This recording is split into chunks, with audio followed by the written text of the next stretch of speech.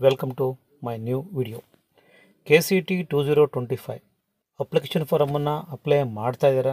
Server busy ಬರ್ತಾ ಇಲ್ಲ ಮತ್ತು ಸಾಫ್ಟ್ವೇರ್ ಸಹ ಅಪ್ಡೇಟ್ ಆಗಿದೆ. ಬಟ್ ಆದರೂ ಕೆಲವು ವಿದ್ಯಾರ್ಥಿಗಳು ಅಪ್ಲಿಕೇಶನ್ ಅಪ್ಲೈ ಮಾಡೋದ್ರಲ್ಲಿ ಕೆಲವು ಮಿಸ್ಟೇಕ್ ಕೂಡ ಆಗ್ತಾ ಇದ್ದಾವೆ ಅಂತ ಹೇಳ್ತಾ ಇದ್ದೀರಾ. ಇವತ್ತು ನಿಮ್ಮ ಆ ಡೌಟ್ಸ್ಗಳಿಗೆ ನಾವೀಗ ಸೊಲ್ಯೂಷನ್ಸ್ ಕೊಡ್ತಾ ಇದ್ದೀವಿ. First doubt, sir date of ಬರ್ತನ್ನು ಎಡಿಟ್ ಮಾಡಲು ಬರುತ್ತಾ ಸರ್? ಹೌದು, you can edit your date of birth. ನೀವು ಯಾವ ಎಂಟ್ರಿ ಬೇಕಾದರೂ ಎಡಿಟ್ ಮಾಡ್ಕೋಬೋದು. ಎಡಿಟ್ ಮಾಡ್ಕೊಳ್ಳಿ, ಅದಕ್ಕೆ ಲಾಸ್ಟ್ ಡೇಟ್ ಇಲ್ಲ. ಜಸ್ಟ್ ನೀವು ವೆಬ್ಸೈಟ್ಗೆ ವಿಸಿಟ್ ಮಾಡಿ ಲಾಗಿನ್ ಆಗಿ ಫಾರಮನ್ನು ಎಡಿಟ್ ಮಾಡ್ಕೋಬಹುದು. ನೆಕ್ಸ್ಟ್ ಡೌಟ್, ಸರ್ ಜನರಲ್ ಮೆರಿಟ್ನಲ್ಲಿ ವಾರ್ಷಿಕ ಆದಾಯ 8 ಲಕ್ಷದವರೆಗಿನ ಇನ್ಕಮ್ ಸರ್ಟಿಫಿಕೇಟ್ನ ರೀತಿಯಲ್ಲಿ ಇರುವ ಆರ್ ಡಿ ನಂಬರ್ ಹಾಕಿದರೂ ಇನ್ವ್ಯಾಲಿಡ್ ಅಂತ ಬರ್ತಾ ಇದೆ. ಜನರಲ್ ಮೆರಿಟ್ ಆಗಿದ್ದು 8 ಲ್ಯಾಕ್ಸ್ಗಿಂತ ಒಳಗಡೆ ನಿಮ್ಮ ವರಮಾನ ಇದ್ದರೆ ನೀವು ನಾನ್ ಕ್ರೀಮಿ ಲೇಯರ್ನ ಸರ್ಟಿಫಿಕೇಟ್ ಮಾಡಿಸ್ಕೋಬೇಕು. ಆ ಆರ್ ಡಿ ನಂಬರ್ನ ಎಂಟ್ರಿ ಮಾಡಬೇಕು. ಒಂದು ವೇಳೆ ನಾನ್ ಕ್ರೀಮಿ ಲೇಯರ್ ಸರ್ಟಿಫಿಕೇಟೇ ಇದೆ ಆದರೂ ಅದು ಇನ್ವ್ಯಾಲಿಡ್ ಅಂತ ಬರ್ತಾ ಇದೆ ಅಂದರೆ ಅದರ ವ್ಯಾಲಿಡಿಟಿ ಚೆಕ್ ಮಾಡ್ಕೊಳ್ಳಿ.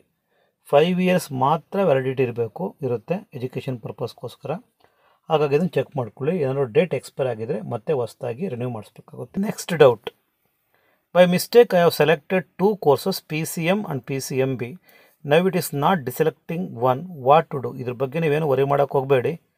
ಇಲ್ಲಿ PCM ಆರ್ PCMB ನೀವು ಯಾವ್ದು ಕೊಟ್ಟರು ಏನೂ ಪ್ರಾಬ್ಲಮ್ ಆಗಲ್ಲ. ಎಕ್ಸಾಮಲ್ಲಿ ನೀವು ಯಾವುದನ್ನು ಬರೀಬೇಕು ಅದ್ರ ಬಗ್ಗೆ ಫೋಕಸ್ ಮಾಡ್ಕೊಳ್ಳಿ. ಇಲ್ಲ PCM ಬರೀತೀರಾ ಇಲ್ಲ PCMB ಬರೀತೀರಾ ನೋಡ್ಕೊಳ್ಳಿ. ಈಗ ಸಪೋಸ್ ಎಡಿಟ್ ಮಾಡಿ ಚಾನ್ಸಸ್ ಇದೆ, ಎಡಿಟ್ ಆಗುತ್ತೆ. ನೆಕ್ಸ್ಟ್ ಡೌಟ್ ತೊಗೊಂಡ್ರೆ, sir my study details fetched by SATS is wrong. Year updated is wrong and is not allowing any editing. Can I re-apply without SATS number? I am CBSE students. Please reply. CBSE ಸ್ಟೂಡೆಂಟ್ಸ್ಗೆ manually ನಿಮ್ಮ study ಡೀಟೇಲ್ಸ್ನ entry ಮಾಡಬೇಕಾಗುತ್ತೆ. ಹಾಗಾಗಿ SATS ನಂಬರ್ನ ನೀವಲ್ಲಿ edit ಮಾಡೋಕ್ಕೆ ಹೋಗಬೇಡಿ. Suppose ಒಂದು ವೇಳೆ ಮಾಡಿಬಿಟ್ಟಿದ್ದಾರೆ ಅಂದರೆ ಮತ್ತೆ ನೀವು ಆಪ್ಷನ್ ತೊಗೊಂಡು ಅಪ್ಲೈ ಮಾಡಿ, ನೋ ಪ್ರಾಬ್ಲಮ್, ಏನಾಗುತ್ತೆ. ನೆಕ್ಸ್ಟು, ಸರ್ ಕ್ಲೈಮ್ಡ್ ಸರ್ಟಿಫಿಕೇಟಲ್ಲಿ ಯಾವಾಗ ಹೋಗಬೇಕು ಕಾಲೇಜ್ಗೆ ವೆರಿಫೈಗೆ? ಕ್ಲೈಮ್ಡ್ ಸರ್ಟಿಫಿಕೇಟ್ ನೀವು ಕಾಲೇಜಿಗೆ ಹೋಗೋ ನೆಸೆಸಿಟಿನೇ ಇಲ್ಲ. ಈಗ ಯಾವಾಗ ಹೋಗಬೇಕು ಅಂದರೆ, ಒಂದು ವೇಳೆ ನೀವೀಗ ಕ್ಲೈಮ್ ಮಾಡಿದ್ದೀರಾ, ಆ ಕ್ಲೈಮ್ ಆಗಿರೋದು ನಾಟ್ ವೆರಿಫೈಡ್ ಅಂತ ಬಂದರೆ ಮಾತ್ರ ನೀವು ಒರಿಜಿನಲ್ ಡಾಕ್ಯುಮೆಂಟ್ಸ್ ತೊಗೊಂಡು ನಿಮ್ಮ ಕಾಲೇಜಿಗೆ ಹೋಗಿ ಅಲ್ಲಿ ನೀವು ವೆರಿಫೈ ಮಾಡಿಸ್ಕೋಬೇಕು.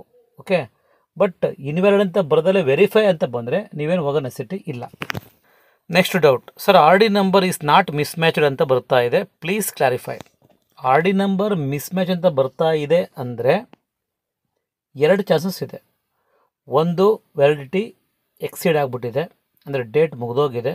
ಒಂದು ವೇಳೆ ಆ ರೀತಿ ಏನಾದರೂ ಆಗಿದ್ದರೆ ನೀವು ರಿನ್ಯೂವಲ್ ಮಾಡಿಸ್ಕೋಬೇಕಾಗುತ್ತೆ, ತಹಸೀಲ್ದಾರ್ ಆಫೀಸ್ಗೆ ಹೋಗಿ. ಇನ್ನು ಸೆಕೆಂಡ್ ಚಾನ್ಸಸ್ ಏನಿರುತ್ತೆ ಅಂದರೆ, ನೀವು ರಾಂಗ್ ಆರ್ ಡಿ ನಂಬರ್ನ ಎಂಟ್ರಿ ಮಾಡಿರ್ಬೋದು. ಕೇರ್ಫುಲ್ಲಾಗಿ ಇನ್ನೊಂದು ಸಲ ಎಂಟ್ರಿ ಮಾಡಿ. ಇಲ್ಲಿ ಯಾವ ಆರ್ ಡಿ ನಂಬರ್ ಅಂತ ಮೆನ್ಷನ್ ಮಾಡಿಲ್ಲ.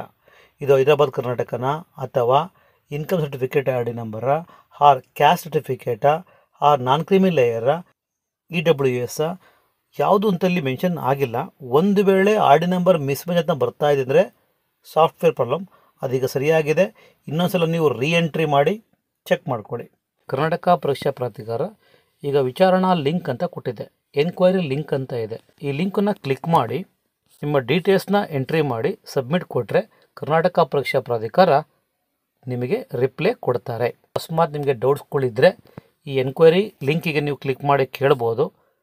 ಮೇ ಬಿ ಯಾವುದೂ ನಿಮಗೀಗ ಡೌಟ್ಸ್ ಬರೋದಿಲ್ಲ ಅಂತ ಅಂದ್ಕೊಂಡಿದ್ದೀನಿ, ಏಕೆಂದರೆ ಸಾಫ್ಟ್ವೇರ್ ಕರೆಕ್ಟಾಗಿದೆ, ಪ್ರಾಬ್ಲಮ್ ಏನೂ ಆಗ್ತಾ ಇಲ್ಲ, ಸರ್ವರ್ ಇಶ್ಯೂಸ್ ಬರ್ತಾ ಇಲ್ಲ. ಅಪ್ಲಿಕೇಶನ್ ಫಾರ್ಮನ್ನು ನೀವು ಸರಾಗವಾಗಿ ಹಾಕ್ಬೋದು. ಸೊ ಟ್ರೈ ಮಾಡಿ ಏನಾದರೂ ಮಿಸ್ಟೇಕ್ ಆಗಿದ್ರೆ. ಇದಿಷ್ಟೇ ಇವತ್ತಿನ ವಿಡಿಯೋ. ಟೇಕ್ ಕೇರ್, ಬಾಯ್.